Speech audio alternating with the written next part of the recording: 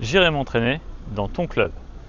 Nous sommes dans le premier épisode et pour cela nous sommes au judo club d'Amnéville. Nous allons découvrir un sport de combat, le judo, qui généralement fait peur. Mais avant de vous amener avec moi pour l'entraînement, laissez-moi vous présenter le concept de l'émission. J'irai m'entraîner dans ton club, eh bien c'est mettre en avant des pratiques atypiques ou peu représentées, ici sport de combat parce que ça fait peur, ou alors des athlètes qui eux ont besoin d'être mis en avant et qui ne sont pas encore sportifs de haut niveau. Pour cela, il faut avoir 18 ans et n'hésitez pas à mentionner dans les commentaires l'endroit où vous voulez que je vienne m'entraîner la prochaine fois. Allez, c'est parti, je t'amène avec moi, on va vivre cette séance de judo dans la peau d'un débutant et on va voir comment ça se passe. Allez, c'est parti. On m'a remis mon petit kimono, je l'enfile et on se retrouve sur le tatami.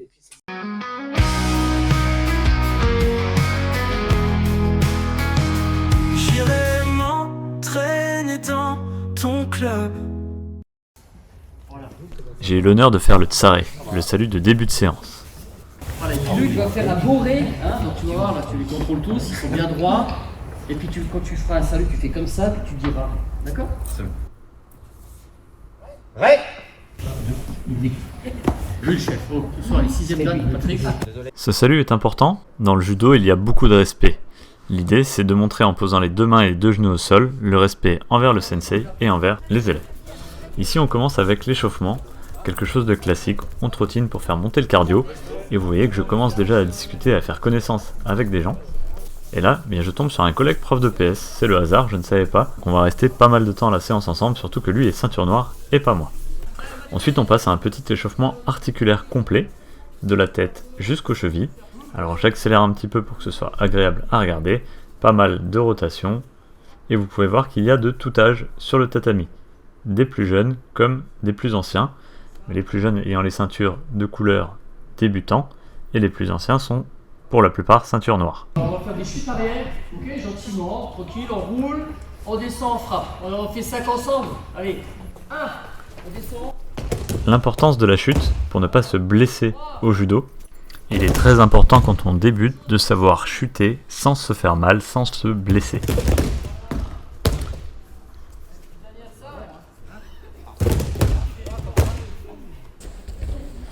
La suite de l'échauffement est un petit peu cardio avec des petits sauts dynamiques, exercice très intéressant. Alors le commandement maté met fin à une situation. Alors le saut en appui paraissait très simple, mais vous allez voir que lorsque je le réalise, je fais un double petit appui de stabilisation. Et vous verrez que lorsque mon partenaire passe, lui, il arrive à le faire en un seul appui. Je remarque donc encore un point de progression, puisque je n'y arrive pas du premier coup, donc j'ai envie de m'améliorer pour réussir à le faire sans ce petit double saut de stabilisation. Vous voyez comme il fait bien, hein, un appui, bien dynamique, bien posé. Et là, c'est toute la maîtrise de la ceinture noire qui ressort. Travailler gentiment, il déplace un petit peu la mobilité au sol, là. Voilà, essaie de te déborder, voilà, très bien. Ok ? Alors le but de l'exercice, venir toucher l'épaule. Là encore une fois, mon partenaire est très vif, je me déplace, il est l'appui que je juge pas trop mauvais. Et j'essaye de venir toucher l'épaule, mais à chaque fois il arrive à me cadrer, à me garder entre ses jambes. Vous allez voir, dès qu'on va inverser, lui va réussir à venir me toucher plusieurs fois. Voilà, sur le côté, des petits appuis gauche-droite dynamiques. Il arrive à me prendre de vitesse et hop, il vient me toucher.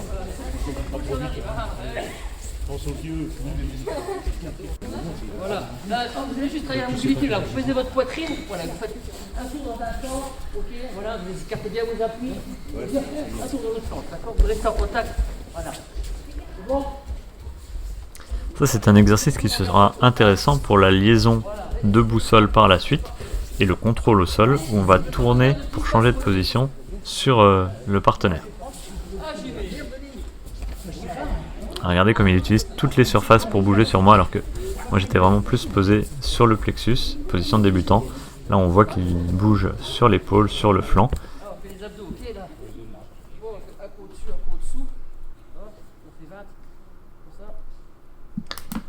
Alors, c'est un travail de renforcement musculaire qui est très intéressant, qui ne nécessite aucune machine et qui fait travailler en binôme. Et donc on travaille à la fois la confiance avec son partenaire, ainsi que l'entraide. On peut voir les plus expérimentés qui conseillent les débutants. Toujours, on travaille sur le dos, Laurent.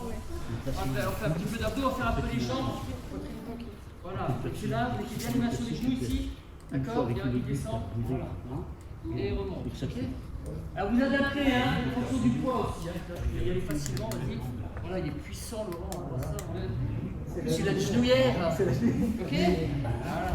Alors ça, c'est un exercice de renforcement musculaire qui est vraiment très intéressant puisqu'il permet de travailler comme si on était à la presse, mais sans avoir besoin de machine, en se servant du poids de notre partenaire. Et en fonction de nos capacités, on peut adapter en demandant à l'autre de se mettre soit sur une jambe, voire même sur les genoux. Les épaules pour les filles, hein. Voilà. Alors, soit au départ, si vous sentez que c'est trop dur, vous restez sur les genoux, vas-y, descends. Voilà. Et comme Laurent, c'est quelqu'un de très puissant, vous pouvez mettre un peu plus de poids. Ok? Regardez, même trop léger pour lui. Et puis, il peut toucher à combien, lui? Petit cachetier, là, hein.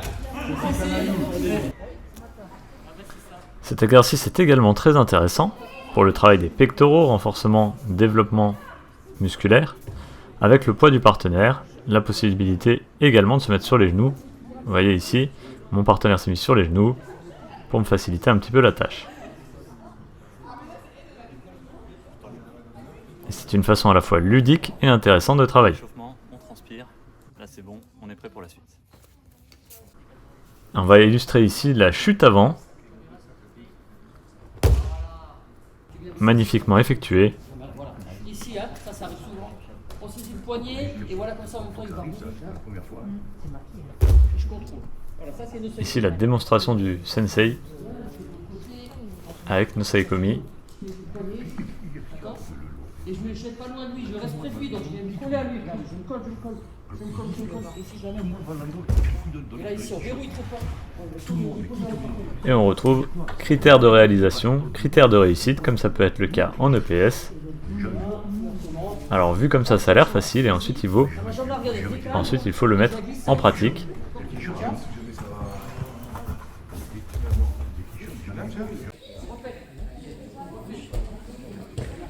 Voilà. Et quand il y a gymé, vous le faites. Vas-y. Voilà. Essaie de sortir, Jimé, essaie de sortir quand tu l'as amené. Faut voir si. Essaie de sortir lui, de se remettre à plat ventre. Allez, on voit si ça tient ou pas. Battez. Ouais, je viens là. Quand on le voit réaliser ainsi, ça a l'air facile, mais quand on est sur le tatami, en fait c'est très technique. La position du haut du corps, la façon de pousser dans les jambes, la façon de tirer, ne pas en mettre trop, ne pas être trop contracté. Là, heureusement que mon partenaire se laisse emmener, parce qu'une fois sur lui, vous allez voir qu'il va se libérer facilement. Là, voilà, il suffit juste de pousser une fois et il m'allonge.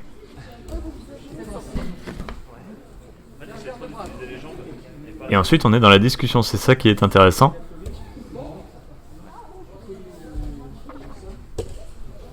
Pour les ceintures un peu plus gradées, là, le partenaire il vient par devant, vous saisir. Voilà, là. Ok? Viens vous saisir là pour faire un retournement. On saisir, voilà, va montre le retournement. Voilà. Ok? Donc au moment où il vient me saisir, regardez tout de suite, un ou l'autre. Je saisis le poignet, voilà. Et ici maintenant je glisse, je reste près de lui. Voilà. Là je fais Ikigatame. Là, je vais saisir le poignet. Regardez la tête, elle reste près de lui. Voilà, gentiment. Voilà. Encore une fois, vu comme ça a l'air très simple, mais on va voir dans la pratique.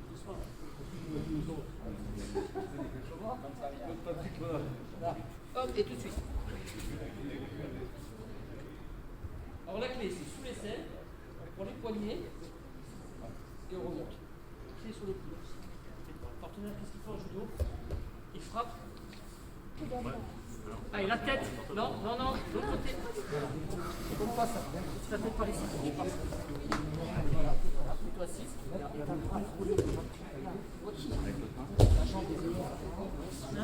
Voilà. Non, vers nous, la clé. Et vous pouvez voir que je ne sors pas du bon côté. Du coup, ça ne marche pas.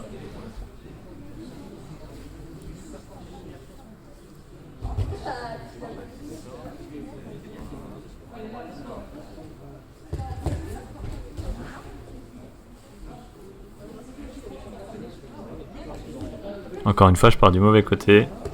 Il faut sortir du côté de la saisie. Et heureusement, le sensei va venir me guider. Non, recommence. Ta main à gauche, elle saisit. Ta tête, elle Mets-toi assis. Tourne vers lui maintenant. Regarde, mets-toi bien assis.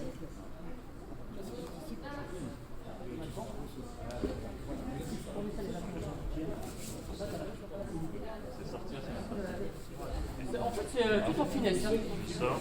Et une fois qu'on a compris qu'on sort du côté de la saisie, Oui, ça va, reviens, reviens-toi plus. voilà, il suffit un peu de répétition et ça vient tout seul.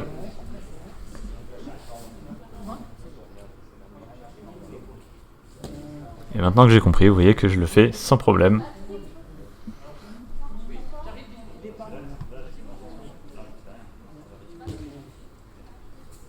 Et encore une fois, on est dans de la discussion pour la clé, pour savoir à quel endroit ça tire pas, où amener le bras.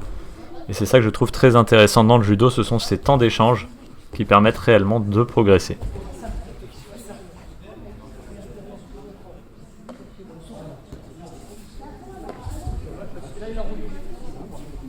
Alors Luc, tu viens s'il te plaît, tu vas montrer. Heureusement qu'on avait bien travaillé. Le judo, ça s'apprend très vite. Les bras, je vais te dire, normalement, c'est plutôt du programme de ceinture marron. Hein, bleu, marron. Donc vas-y, montre-nous. Pourquoi on peut faire des apprentissages très rapides quand on a un excellent prof comme moi. Il y a une excellente utile. On ne me trompe pas là. Oui, oui, oui. Parfait. Ah, voilà. C'est bien, t'as tapé sur la caméra alors. Alors Laurent, tu montres que tu aussi. Comment il a pas pris soin du coup?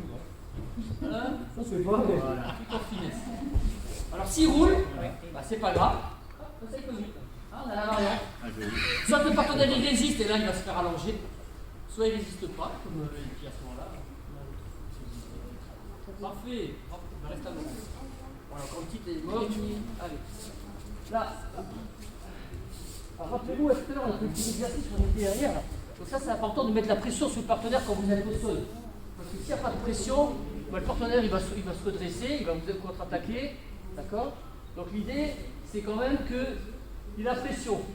Et quand les gars ils sont forts au sol, généralement, écoute, s'il n'y a pas de pression, qu'est-ce qu'ils font? Ils se relèvent, ils se mettent tout de suite à plat ventre. Ils se mettent sur le dos, là, ils vous amènent, voilà, tout de suite.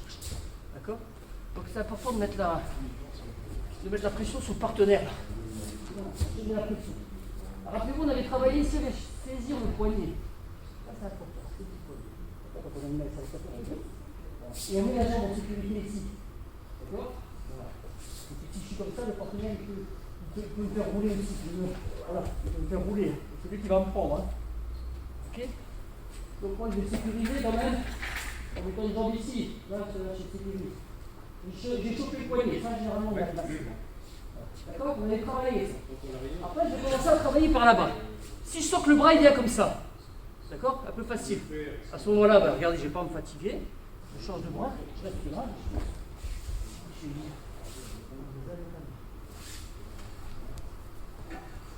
C'est la première possibilité, c'est la meilleure. Voilà. Je commence à l'amener, je sens que le bras il vient facile. D'accord? Il me laisse le prendre. Bah, je change, je n'ai pas besoin d'aller jusque là-bas. Je reviens là. Du coup, hop, on va se voir. Ça, c'est la première possibilité. Ok? C'est ça, maintenant tu vas. Voilà, c'est un peu plus dur, vous voyez? Là, j'arrive pas là. Là, donc je ne peux plus passer mon deuxième bras pour faire ça. Donc on avait vu, rappelez-vous ici, on avait vu ici, vous pouvez contrôler ici. Vous vous rappelez là? Je contrôle là, très fort. Parce que là, je vais pouvoir l'amener où je veux. C'est-à-dire que je vais pouvoir. Donc ma jambe ici, c'est important de contrôler l'épaule, d'accord, pour le faire rouler. Voilà, là, j'ai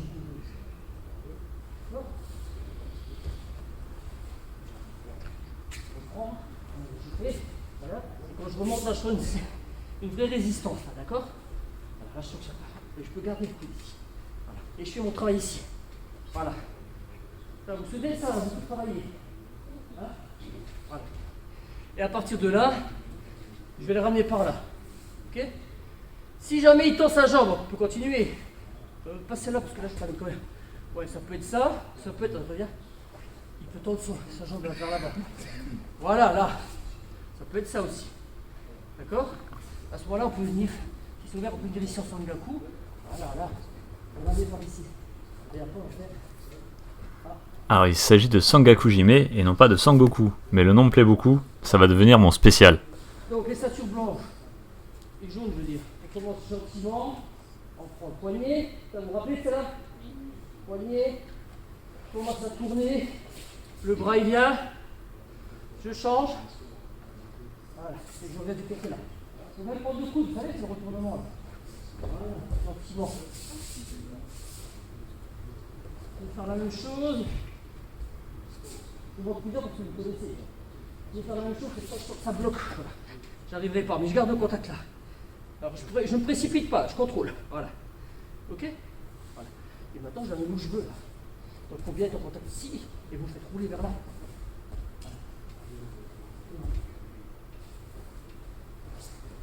Et la troisième.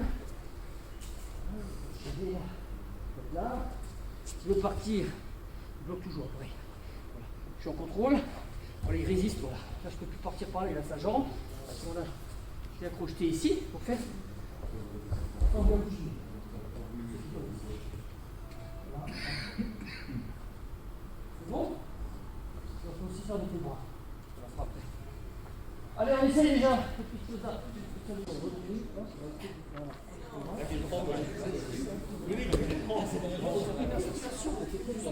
Alors c'est pas si évident après toutes ces informations de réussir à tout remettre ensemble.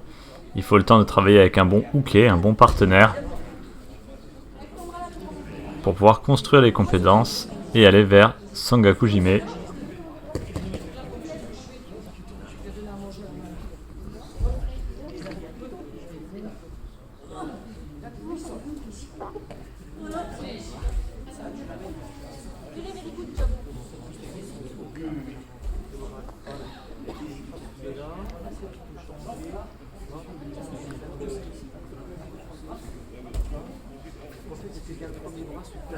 Encore une fois, on est beaucoup dans l'échange et dans l'explication pour me permettre de comprendre.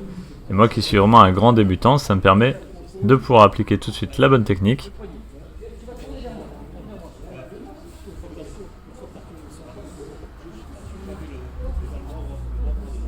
Encore une fois, le sensei vient me conseiller, me replacer, ce qui va beaucoup m'aider pour la suite.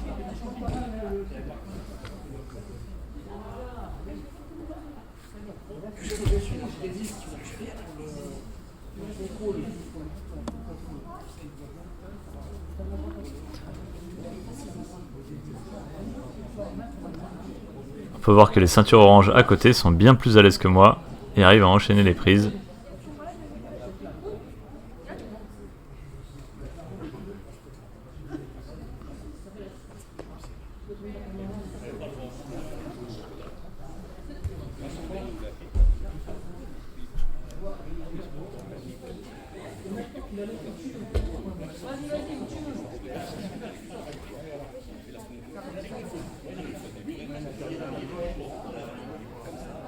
Toujours en contre, regardez comme ça. Voilà. Là ici je veux travailler. Puis bah, je suis là, voilà. Et je sors, voilà. Pour le Sangaku, hein, je remonte. Je suis en contrôle ici, d'accord? Voilà. Ou comme ça, comme vous voulez. Là.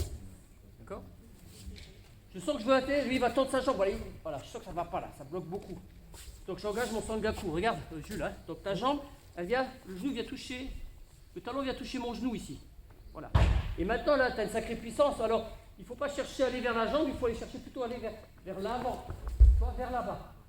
Voilà. On garde le contrôle là. Et on remonte sur son coude. Et maintenant ici, je viens tirer le bras très fort. Et je viens dans le creux de mon genou ici. Vous voyez? Et l'action c'est 1, 2. Ça marche? Non. Il faut lâcher après. Et là la clé. Et là on lâche dans le sens. On a les clés de tous les côtés. D'accord? Le principe c'est quand tu toques. Le principe c'est. Le principe Sangaku c'est 1, 2. 1, 2. Faites ça, ça suffit. Donc il est trollé d'un côté avec son bras. Et puis l'autre par la suite. Laurent, on n'a pas dit. Après. Donc là. Pareil, je suis parti, le bras est venu un peu. Je sais aussi que le partenaire, il tend sa jambe là-bas. Voilà, c'est ça. Ça ne va pas. Et bien là, il faut bien venir contrôler avec le genou ici. Voilà. Et on va partir en Jujigatame. Donc là, vous restez pas à genoux pour faire Sangaku. Mais la jambe là, elle remonte debout. Pour être puissant. Pour pouvoir ramener le partenaire pour faire un Jujigatame. Là, on cherche Sangaku. Le genou reste au sol. Maintenant, je garde le contrôle toujours ici. Mais regardez, je remonte sur mes appuis. Voilà. Et maintenant, je vais partir toujours vers là-bas, pas vers là. Vers là. Voilà. Et regardez mon pied là. Ma jambe là, elle contrôle le bras là. Donc même si tu as son kimono, voilà. Après, j'ai le temps. Voilà. Ici, je contrôle là, avec la jambe là. Et après, vous cherchez à faire les clés. Voilà. Alors les clés, jamais aller dans l'axe. Pour faire lâcher, il faut essayer de partir vers les pieds là-bas. D'accord? Alors je répète les différentes situations et je suis bien plus à l'aise que tout à l'heure. Allez, tu tournes vers moi.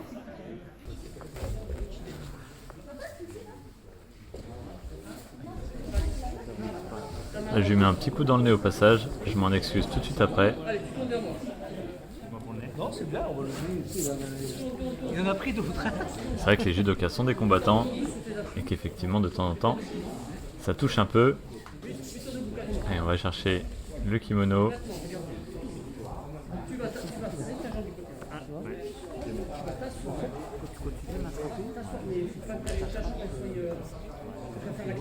pas le kimono, ça sera vraiment le bras. Et puis après, ça Encore une fois les petits échanges, les petits tips sur les contrôles, la prise, pareil pour le kimono après. Ce sont les petits détails qui font toute la différence, d'où l'importance de cette répétition avec une opposition modérée pour vraiment automatiser un maximum. Et donc là, j'essaie de résister. Ouais, c'est bien, voilà. Tu fermes le coude, non? Rapproche ton coude. Là, tu viens serrer. Voilà. Et là, je peux plus me sauver. Et là, maintenant, tu roules. Tu roules vers l'arrière. Voilà, tu croises bien. Voilà. Tu tires un peu là-dessus, ça aide à avoir un bon contrôle. Et là, maintenant, tu serres vraiment les. Et là je rentre en mode Super Saiyan avec Sangaku Jime. Là, pour l'épaullement, il faut serrer sur les pieds. Voilà. Et après, pour la clé, eh ben, tu pousses le bras un petit peu de côté, dans l'autre sens. Tu vas, mais là, je peux pas rester. Et je suis près du partenaire, mais je vais venir m'asseoir tout près d'elle. Il faut que quand je m'assois, mon genou reste là, mon genou regarde. Il n'est pas en dessous, il reste là. Et là, je l'amène. Là, regarde. On peut voir la rapidité, la fluidité de la ceinture noire pour faire la technique. Tac tac. Il contrôle, il tourne, il passe la jambe, clac, et c'est fini.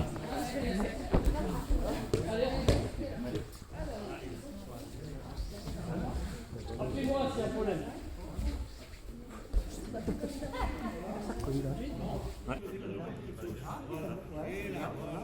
Ferme le coude, non? Rapproche ton coude. Là, tu viens serrer. Voilà.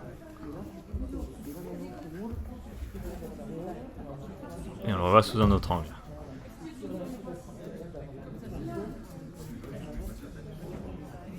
Le randori, c'est un combat avec partenaire consentant. Sur tout ce qu'on vient de voir.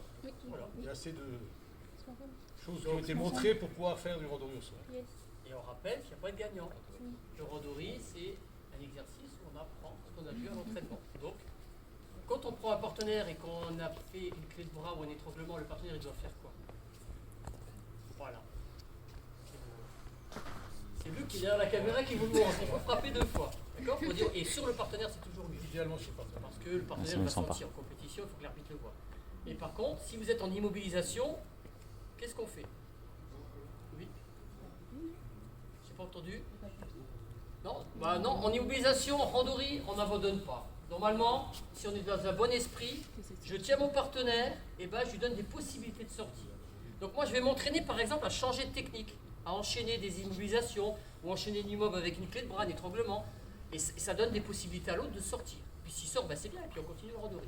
D'accord? Donc on évite en randori de tenir et de montrer je suis plus fort. Non, on continue à travailler. Parce qu'en compétition, on peut avoir un gars surpuissant. Ben, c'est pas un Cheméo qu'on a vu là? On vient de voir au championnat du quel championnat? Championnat du monde. Elle perd, elle se fait retourner. Fabrice a envoyé il m'a envoyé la petite vidéo. On la voit, elle gagne, elle la prend, et l'autre la retourne. Et l'autre, 3 secondes de la fin. à 3 secondes de la fin. Et elle perd son combat. Elle se fait prendre au sol et elle perd. Voilà. Donc, vous voyez. Alors que peut-être si elle avait simplement changé d'appui, changé de technique, elle était trop sûre d'elle de tenir comme ça, elle tenait comme un bourrin, on va dire ce qui est. Elle forçait. Elle pensait contrôler parce qu'elle est surpuissante, la fille-là. Donc debout, elle a eu quelqu'un en dessous qui était encore plus puissant. Voilà. Donc les bases, elle les avait même pas. Vous voyez, pourtant les championnes olympiques. Voilà. Elle était championne du monde. Championne d'Europe en titre. Des spécialistes championnes d'Europe. Elle a pas le palmarès comme ça. Donc vous voyez, on apprend toujours dans la vie.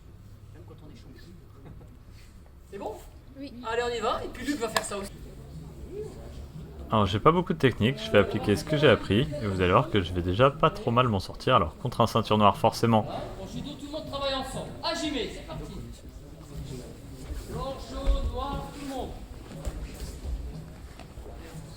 En fait, je pensais que j'étais bien là en étant au-dessus de mon adversaire et je me suis fait retourner mais super facilement.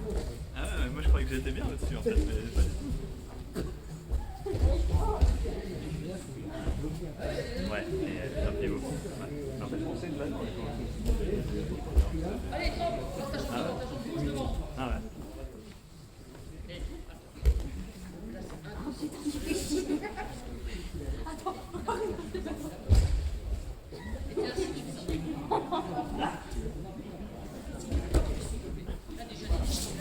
Ah, j'arrive pas à savoir si ça résiste ou pas, parce que dans ma tête je me dis si ça résiste c'est un truc, si ça résiste pas c'est l'autre. En fait je me dis ça résiste ou ça résiste pas. Alors, comme je suis débutant, je suis vraiment dans la répétition des techniques que j'ai appris et pas du tout dans le feeling. Ouais, tu fais bien. Là, tu tranquille. Ah ouais. Ça me va, on a chacun nos gars.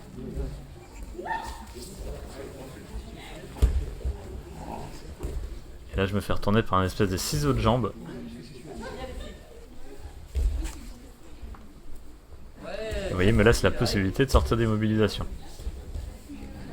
C'est de la coopération dans le travail et ce qui est vraiment très intéressant parce que les deux travaillent. Si, là ça évite de bouger. Ah, là je suis passé, je peux trop circuler, sinon je serais bien revenu. Encore. Non, c'est court, hein. On change de partenaire, je suis contre une ceinture orange. Et là vous allez voir qu'à chaque fois qu'elle me tire, elle m'emmène à chaque fois vers le bas, mais c'est plus compliqué après.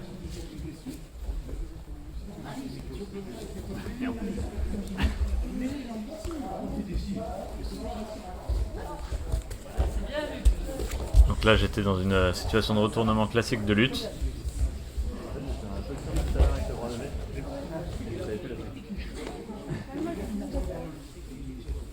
Là, à chaque fois qu'elle tire sur le premier appui, je descends quasiment les épaules jusqu'au tapis. Mais derrière, elle n'en profite pas. Elle a une bonne défense. C'est là qu'il faut que j'enchaîne plus vite les techniques, que je me remette en position.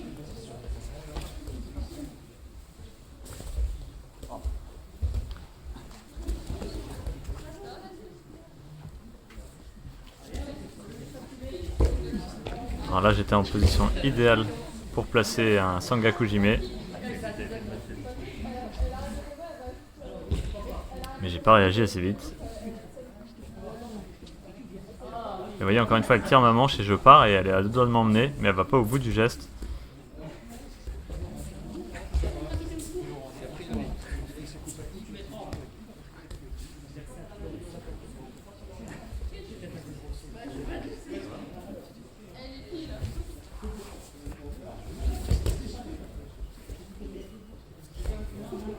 J'ai appliqué une des techniques qu'on a vues tout à l'heure à l'entraînement, parce que c'est une des seules que je connais, en prenant le bras, en le retournant et en poussant.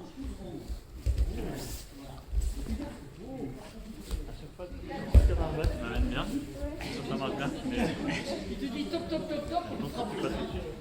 Il pouvait pas frapper, il n'arrivait pas. Oui, mais c'est bien ça, vas-y.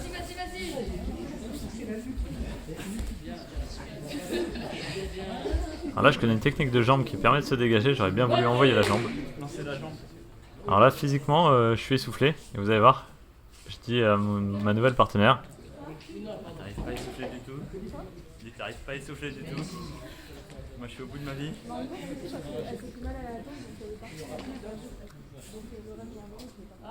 Du coup je suis vraiment en mode fatigue et il va falloir que je résiste.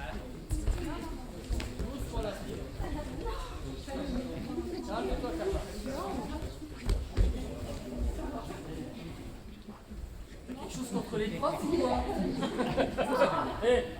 Montre-lui qui c'est qui commande encore. Et pas les élèves, hein. Oh.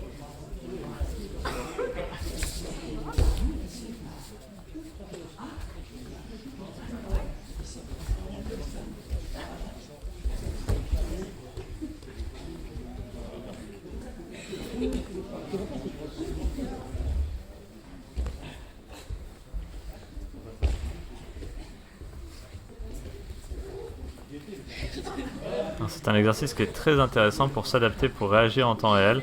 On a des combinaisons en tête, et vous voyez là c'est quelque chose qui ne doit pas être dans le manuel. Et ça finit quand même par tomber sur les épaules. Alors doucement, il y aurait eu, non pas Ippon, mais Wazari peut-être. Même si on est sur le travail au sol. Et une très bonne défense, à chaque fois j'arrive pas à l'amener sur le dos.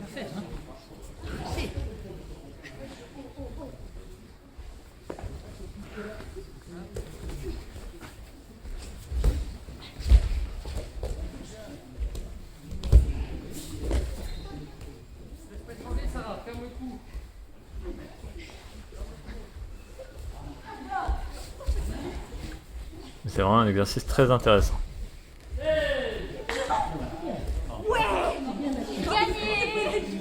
C'est normal. Ça va. Donc la randonnée au sol, c'est hyper physique. Là j'en peux plus. Franchement, là j'ai chaud. Il va falloir y retourner. Gentiment, il va juste faire Yokoto Menage ou Akata Gourma. Donc voilà, en judo on projette. Et derrière, il n'y a pas forcément Ippon. Donc voilà, Patrick qui conclut. Là, par exemple, c'est une clé de bras. Ce qu'on appelle la liaison de boussole. Donc il faut travailler beaucoup le sol pour permettre de travailler la liaison. Encore une fois. Une autre technique, vas-y Patrick, encore une fois. Projette. Voilà, mets ta tête, voilà. Et là, tu montres ce que tu fais. Voilà. À des retournements qu'on a vu tout à l'heure, par exemple. Voilà à quoi ça sert. Ok? En judo, si on va vite, fort, le partenaire tombe à plat dos qui a le contrôle, s'il y a les 3 points là, vitesse, impact, force, voilà, placement, c'est la technique parfaite, c'est Ippon. Mais si il manque un des 3 éléments, et ben l'arbitre ne donne pas Ippon, il va donner peut-être la note en dessous, Wazari, et ben il faut enchaîner. Voilà. Ok? Et maintenant on va faire des ushikomi, c'est-à-dire un travail de répétition, parce que le judo c'est comme dans tout, hein, c'est comme à l'école, hein, il faut répéter les choses pour que ça soit intégré automatiquement. Hein, d'accord? Donc monsieur est prof de sport, il n'est pas prof de maths, autrement il vous aurait dit qu'il y a des automatismes à avoir pour pouvoir... on ne se pose même plus de questions, au bout d'un moment il faut réfléchir, mais après les automatismes il faut les avoir. C'est pareil en judo, il faut des automatismes pour que quand on est face à un adversaire, c'est un sport de sensation, paf, il faut que ça parte. C'est ça le judo. On n'est pas en train de se dire je vais faire la technique là, je vais faire telle technique d'épaule ou telle... Non, c'est des sensations, c'est à force de pratiquer, c'est un automatisme et paf, ça part. Ok? Donc là, on va faire des ushikomi, vous allez choisir une technique, vous voulez qu'on les fasse en ligne ou il y a, Ah bon, on a tous les protocles. 2, 3, 4, 5, 6, 7, 8, 9, 10, 2, 3, 4, 5, 6, 7, 8, 9, 10, 1, 2, 3, 4, 5, 6, 7, 8, 9 et 10. On se dirige tranquillement, debout. Surtout en attaque, d'accord? Voilà, le but c'est d'attaquer. Si on tombe, c'est pas grave. Et celui qui est pied, il esquive, il est souple des bras. Là, il esquive en esquivant, en étant souple de ses bras. D'accord? C'est bon? Allez. Alors là on commence le randori, mais j'ai le droit à un randori VIP où l'adversaire va être très clément et va me permettre de travailler malgré tout. C'est le travail des saisies, ça tire, ça pousse, on est déjà bien fatigué de toute la séance. Moi je manque cruellement de technique pour déclencher des choses. Je connais le grand fauchage extérieur, Osotogari et Ippon. C'est le club de hand d'à côté qui fête sa fête de fin d'année avec un barbecue et ça sent la merguez dans tout le dojo.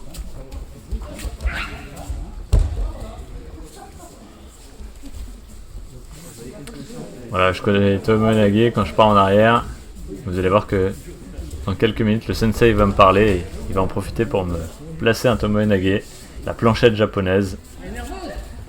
Elle est nerveuse, Sarah. Vas-y, vas-y. Oh, il y a des os de bout de soleil. Super. Essaye de te redresser et de plus souple de tes bras. Non, oh, il est joli, putain.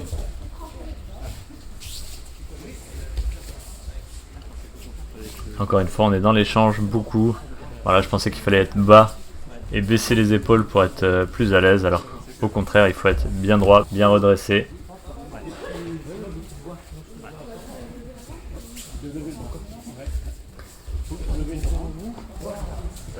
C'est un exercice très intéressant. Alors vous voyez que c'est long, hein. On tire, on pousse, on cherche des solutions.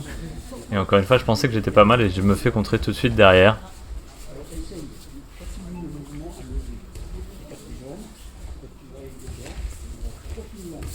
Et l'importance d'avoir une bonne prise.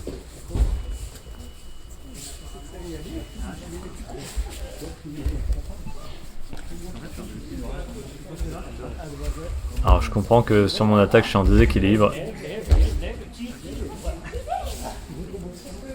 J'ai pris la jambe intérieure mais je sais pas faire, alors je change de jambe vers l'extérieur.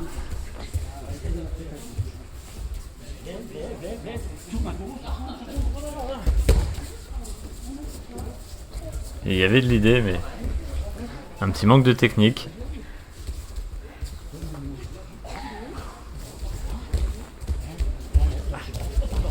Là, je tombe un peu facilement, c'est la fatigue et les appuis qui sont pas assez solides.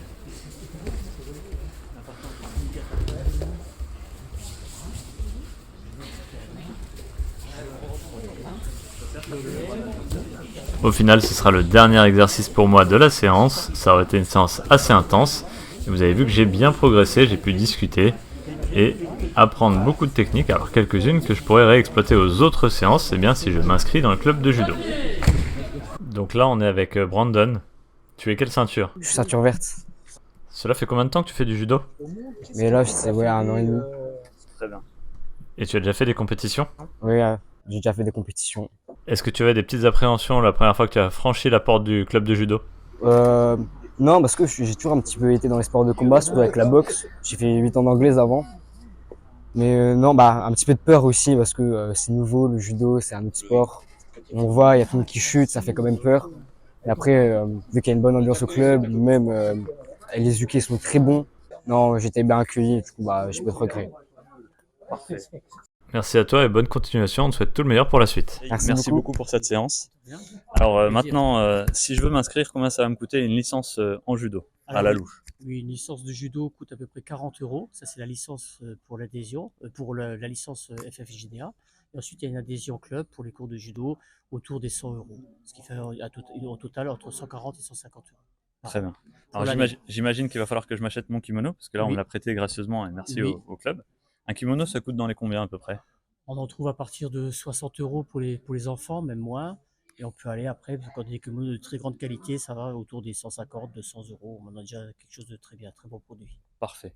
Alors moi, je vais démarrer, je suis ceinture blanche. Enfin, je suis même en dessous. Je sais pas s'il y a en dessous de la ceinture blanche. Non, il n'y a pas. Il n'y a pas en dessous, voilà. Donc, je suis ceinture blanche déjà, c'est bien. Ouais. Et combien de temps ça va me prendre pour passer la ceinture d'après, qui est la ceinture de couleur? Alors pour les enfants, il y a différentes ceintures, mais généralement c'est blanche, jaune ensuite, quand on est adulte. Et là, ça peut prendre quelques mois. En l'espace de 3-4 mois, on peut passer ceinture jaune. Et ensuite, on peut accéder à la ceinture noire. Là, ça va prendre quelques années quand même. D'accord. Et si je veux faire mes premières compétitions, quelle ceinture il faut avoir? Est-ce que déjà il y a un niveau de ceinture pour les compétitions ou pas du tout? Alors, ça dépend l'âge aussi des enfants. Mais les enfants peuvent commencer des compétitions assez rapidement, on va dire. Mais il y a pas. Après, oui, quand il y a des championnats officiels, il y a forcément des grades. Souvent, il ne faut pas être en dessous de ceinture orange ou verte en fonction des catégories d'âge. Voilà.